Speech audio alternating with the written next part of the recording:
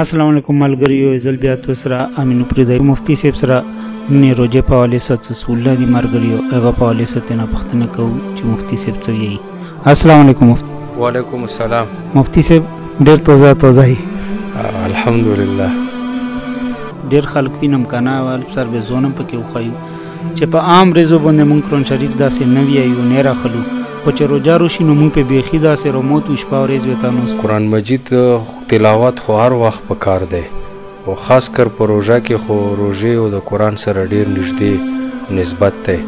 الله په قرآن کې فرمایي چې شهر رمضان الذي انزل فيه القرآن، دا قرآن مونږ په روژه کې نازل کړی، د دې وجې نه سره ربط ډېر زیات دی. او دا هم ښه خبره چې ډېر خلک تلاوت په روژه کې کوي، په کار خدا چې دا روژې نه بغیر هم تلاوت کوي. او نبی علیه الصلاة والسلام یو صحابي ته وفرمیل، ابي ابن کعب رضی الله تعالی عنه، هغه ته نبی علیه الصلاة والسلام فرمیل چې اے ابي ابن کعب ما ته د قرآن تلاوت وکړه. نو هغه ورته په جواب کې فرمایي چې د الله رسوله د قرآن خو په تا باندې نازل شوی دی، نو زه څرنګه تا ته تلاوت وکم. مطلب داسې په زړه کې د هغه راغی چې یاره تا باندې نازل شوی، تا ته څرنګه تلاوت وکم. نبی علیه الصلاة والسلام ورته بیا دوباره ویل چې اے ابي ابن کعب رضی الله تعالی عنه، د وحی په ذریعه الله جل شانه ما ته وفرمایل چې ته د ابي ابن کعب نه قرآن واوره. نو ابي ابن کعب داسې غریب ونیو په ژړا کې چې د الله رسوله الله پاک د ما نوم درته واغستو. نبی علیه الصلاة والسلام ورته وفرمایي چې او د تا نوم یې راته واغستو چې دنه قرآن مجید واوره. دا وجه دا وه چې ابي ابن کعب د قرآن تلاوت سره ډېره مینه وه، که روژه وه که بوزه وه، ده به د قرآن تلاوت کړو. نو الله پاک ته دی دومره نږدې او محبوب و خوښ شو چې نبی علیه الصلاة والسلام ته وویل چې دنه قرآن واوره. د دې وجې نه که روژه وي او که بوزه وي، په قرآن مجید تلاوت پکار دی او ډېر ضروري دی. مفتی صاحب موږ سره بل ملګری دی د بټابود نه، ابرار نومایدو، بټابود اوسېدونکی دی. هغه وایي چې لکه د سرسایه کمو خلکو لا ورکولی شي، په چا چا کېږي؟ جومات په ملو کېږي که نه؟ امین صاحب د جومات و ملایانو سره موږ په جګړه ماړه وه.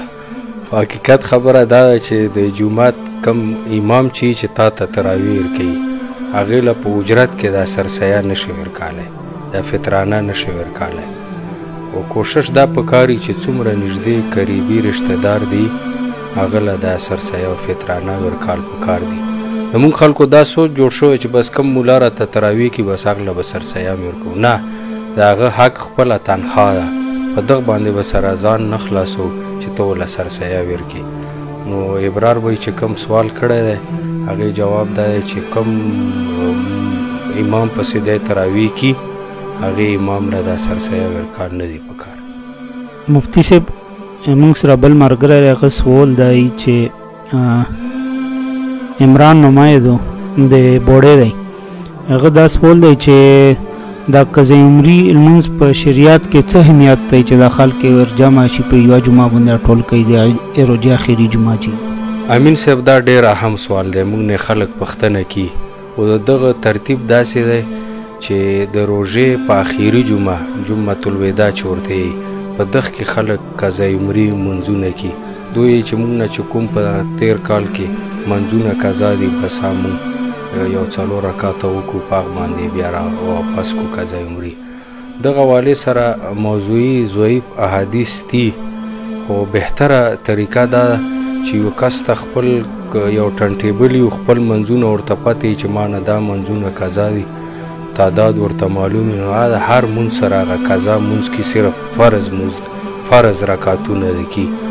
او که بیا بالفرض چاته تعداد نه معلوم، نو هغه د داسې کی چې هر مونځ نه پس ته نوافل هم کی. په ورځ د قیامت به نوافل هم بیا د فرضو ځای نسی کی، کس ته تعداد نه معلوم، خو ښه طریقه دا ده چې هر مونځ سره لږه ماښام مونځ دی او 3 رکعته فرض یې وکړل، بیا 3 رکعته فرض نور هم وکړي ودی چې دا چا ما نه کوم قضا مونځ دی، نو هر مونځ سره د فرض مونځ بیا ورسره شاملوي، دا یې ښه طریقه ده. او که داسې هم نه نو بیا د مونځ نه پس نوافلو اهتمام کي، نو دا به بهتره طریقه وي. او دا قضای عمرې چې کي دغه کې ډېرې زیاتې برایۍ را درومي، لږه دا یي چې یو کس به بس مونځ نه کي، بیا به یې چې زه به جمعه په روژه کې په اخري جمعه کې وکړم، نو دا دغه نه ځان ساتل پکار دي. بهتره طریقه دا ده لکه کومه چې ما بیان کړه.